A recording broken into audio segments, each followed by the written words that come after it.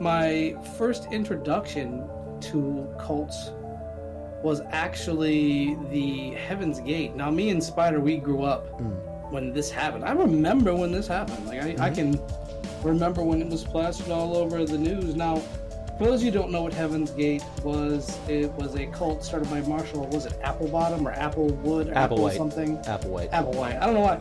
I know I was like Applebottom because I thought about the jeans and I'm like Applewood. Yeah, I know what you're thinking. I know what you're thinking. So Easy, I'm just gonna move on from No, there. I'm not. All right, be careful. I'm just It's a gonna family-friendly show. All right. Marshall Applewhite. Applewood. I'm like, I'm hungry for some bacon.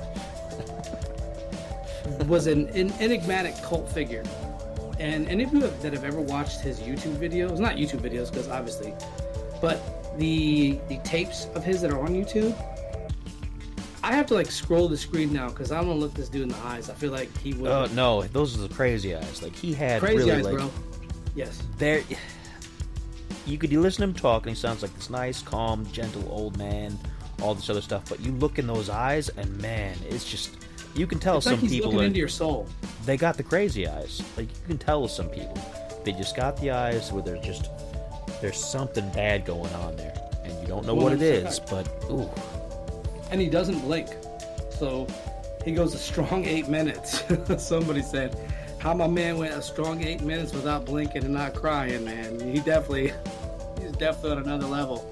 So I watched those videos of him talking about the comet and ascension and all this jazz.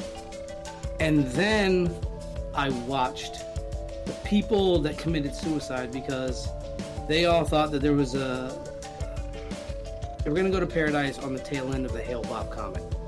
So they all poisoned themselves by crushing up sleeping pills and drinking it with vodka.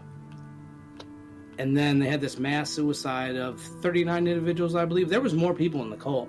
But I think our human brains, when we get to a point of like, listen, unless the death is forced, like in the Jamestown massacre, most people will choose to cut ties. They're like, okay, this was fun, but I don't want to give my life for it. Well, these 39 people stayed. And I watched last night, the tapes of these people basically giving their last will and testament on camera. Now, the old people didn't bother me as much. And before you're like, oh, that sounds ageist. No, old folks, they've already made up their mind, right? They've been in the cult for, some of them said since like the 70s, maybe even the 60s. So I was like, okay, you folks are already just, you're solidified. You're not budging from that. You're choosing that. Okay, it is what it is. But then I happened upon a 20-year-old kid. I mean, he was like 20, 21. He was in his 20s. And I'm thinking I'm watching him talk, and I'm like, I remember when I was in my 20s. This is a kid. This is somebody that was on a path and went the extreme route. And from what I read about the young man,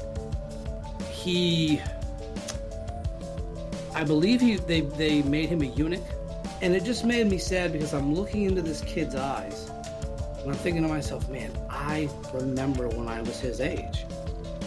Could not for the life of me picture myself joining a cult at 20 years old. Like what you heard? Well, head on over to our YouTube channel to check out more episodes of This Uncanny Earth, including this one, 187, Would You Join a Cult? And as always, why be boring when you could be uncanny?